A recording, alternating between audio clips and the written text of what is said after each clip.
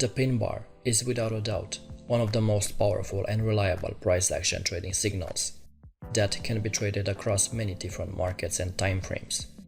The beauty of using a pin bar is that they form often and they appear on all time frames, showing a simple approach to technical analysis. The main advantage of using a pin bar trading strategy is its simplicity. Nowadays, traders use sophisticated trading strategies to come up with less productive trades. You don't have to do that when you are trading a pin bar. You just need to read price action. Today we'll talk about one of my favorite candlestick formations, the pin bar, and I'll show you how to correctly identify them in order to increase your winning ratio. If you're new here, make sure you subscribe and click the bell icon to enable notifications, and also leave us a like to show your support. A pin bar is a price action pattern which signals that a reversal may be about to take place in the market.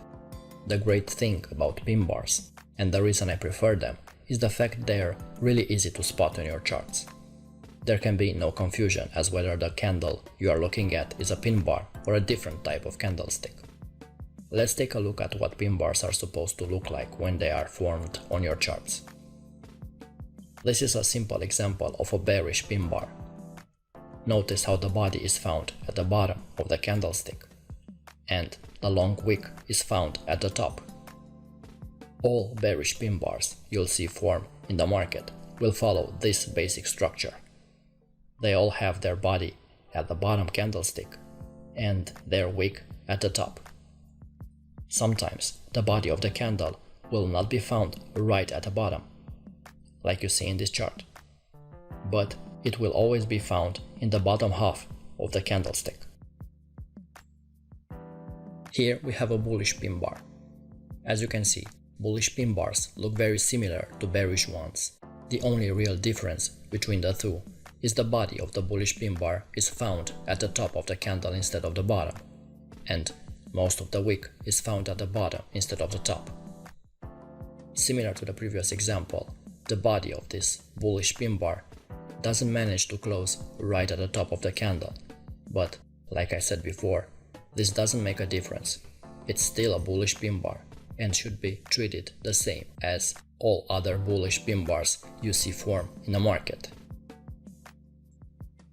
Now, here comes the missing piece of puzzle and the reason why many traders fail to trade them correctly.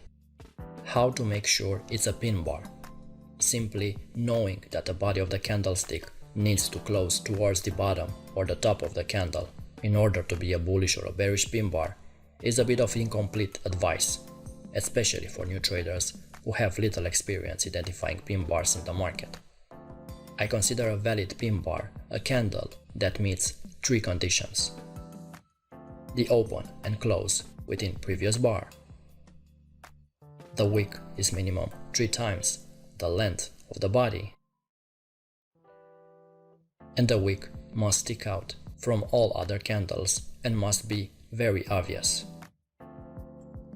Here's the common mistake among traders. They don't know how to correctly identify pin bars. The less well-defined pin bars and smaller pin bars are generally the trades you don't want to be trading. The rules for a pin bar are straightforward. The price opens and closes within the previous candle. The wick should be 3 times the length of the body, and the wick itself must stick out from all candles. Here are a few examples of valid pin bars.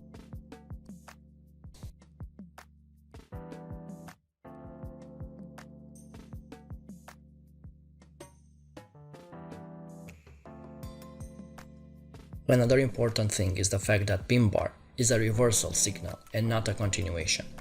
A major reason why many traders lose money over and over again trading pin bars is because they try to trade the pin bar as a continuation signal. To trade a pin bar as a reversal, it means we have to pick the price to reverse and form swing points.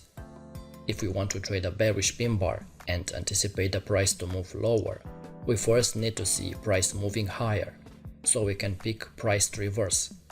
We can't play a bearish pin bar reversal signal if the price has not first moved higher. Notice in this example how price first moves higher, and after this the price forms a bearish pin bar. Here's an example of what not to do. In this chart, the pin bar is traded as a continuation rather than a reversal, as all pin bars should be. This pin bar is a bearish pin bar, but the pin has not been traded after the price made a move higher. This pin bar has been traded to see if the price can continue to move lower. If you decide to trade this pin bar, you will be selling low and hoping to buy back even lower, which is the wrong approach. The number one rule in trading and investing is buy low and sell high. Trading pin bars as a continuation means you buy high and hope to sell even higher, or sell low and buy even lower. It might work in some cases, but the high probability trade is to treat pin bars as reversal signals. Trading pin bars from incorrect areas on the chart is another big problem, which is getting traders into trouble. You cannot enter a trade just because you see a valid pin bar. The pin bar has a higher chance of reversal if it occurs at a strong area of support or resistance. Pay attention at this chart. You will notice that it has two pin bars. The major problem of trading these pin bars is the fact that there is no room.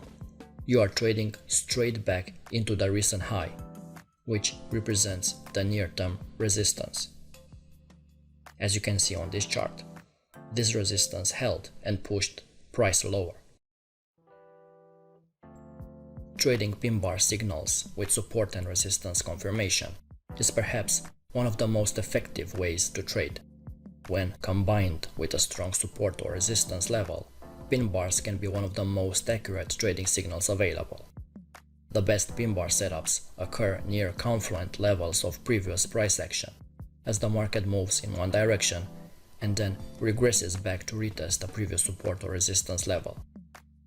We can see in this chart two successive pin bar testing a previous support and resistance level, and then resuming downward momentum. The more confluence you can combine with a pin bar signal, the higher its accuracy becomes.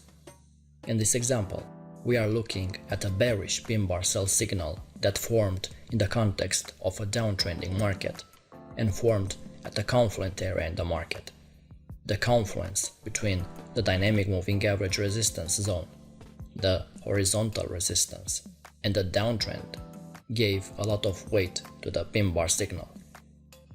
When we get well-defined pin bars like this, that has formed at a confluent area or a level in the market like this, it's a very high probability setup. And here's another important tip. The very best pin bars stick out. They are not hidden in your charts. A big misconception with new traders is the fact they want to find the smallest pin bars they can, because it will offer them the smallest stop and the biggest risk reward. This is completely wrong.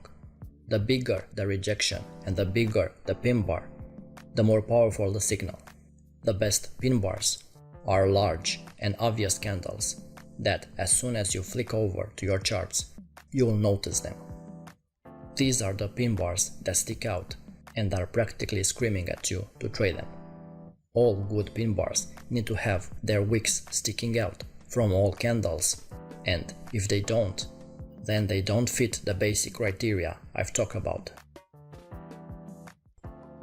This chart is a great example of a pin bar that sticks out from all other candles. First, notice how it opens and closes within the previous candle, and then notice how the price has moved higher before forming the pin bar.